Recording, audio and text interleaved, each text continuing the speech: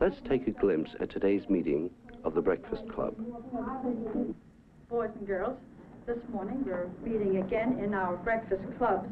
I'd like to make sure, do you know what we mean when we say mass media of communication? Leonard? Well, mass media of communication is the means of communication which can get to millions of people, such as radio, television, newspapers, magazines, and so on. Any other, Gary?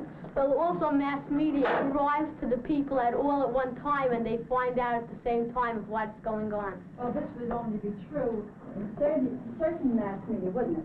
Which one would it be true of, for example? Television and radio. Perhaps we should remember that mass media very often uses propaganda as a technique. Now, just to make sure that we know what we are about to discuss, what do you think is the meaning of propaganda? Earl? Propaganda is when one person or a group of people talk to another, well, give their ideas to another person and try to make that person think and do what they would like. What would you say, Ronnie? Propaganda is the art, or rather the act of educating one in another's beliefs, and then making that person make that person understand what you are trying to do, and then he'll believe in what you're doing. Anyone else would like to add? Jean? Well, I'd like to add that propaganda is not necessarily truth and facts. It could be what you want them to think. I think it would be fun and exciting to consider this problem of propaganda. While these boys continue a perceptive discussion of the techniques and effects of propaganda, let's listen in as this group moves on to a discussion of automation. Well, now they've been talking about robot teachers. Like they would have a teacher that would talk either on TV or with a computer that would help the children learn. But since we are only... There's one thing that worries me, Leonard, and that is the robot teacher. I would like you for a moment to say, do you think that a robot teacher could take the place of teachers you have? Well, I don't think it could take place of many teachers because a robot teacher couldn't teach a child to think for himself. It could only give them facts and make them learn those facts. You think, Leonard, that's a high priority for a young American? Yes. I think a robot teacher would be awful for children because right now when a child makes a mistake, the teacher helps him and works with him trying to correct that mistake.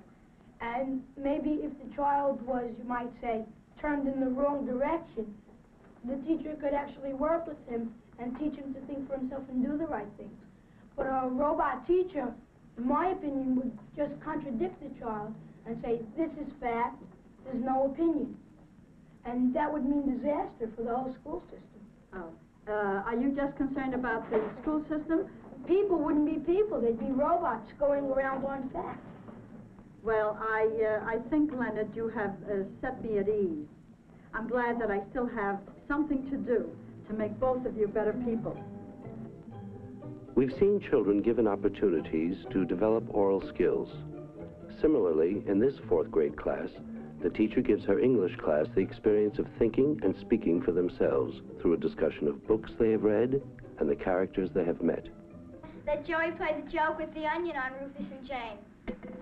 Iris? Lori? That may be, but I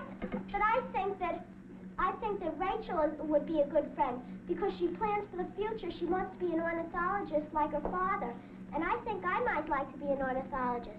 Michael? I never knew you had that ambition. Iris, maybe you would like to be an ornithologist, but I would also like to be Jerry because he likes rocks, and sometimes I start a rock collection when I'm in the country, and I just get all withdrew with rocks, and I love them so much. Do these characters in the book really come alive? Does Eleanor Estes make them come alive? Do they have faults? Do you have faults? I think it was humorous when people asked Uncle Benny who was in the family, and he said Mama, Papa, and Bubba, which was his pink blanket. Was that a fault? Kenneth.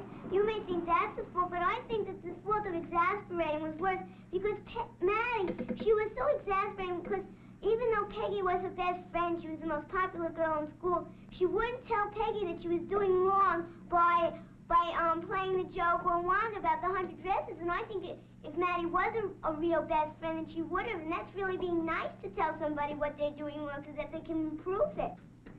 They say to have a friend is to be a friend.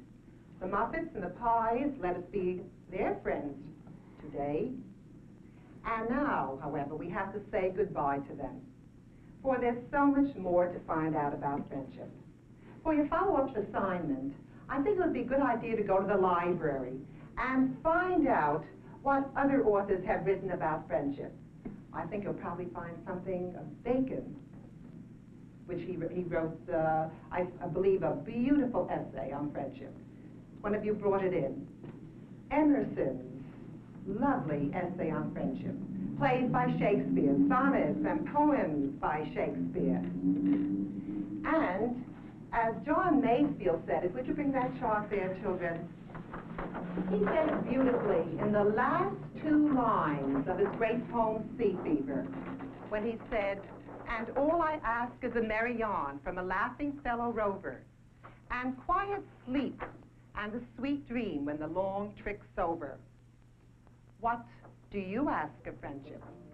And what are you ready to give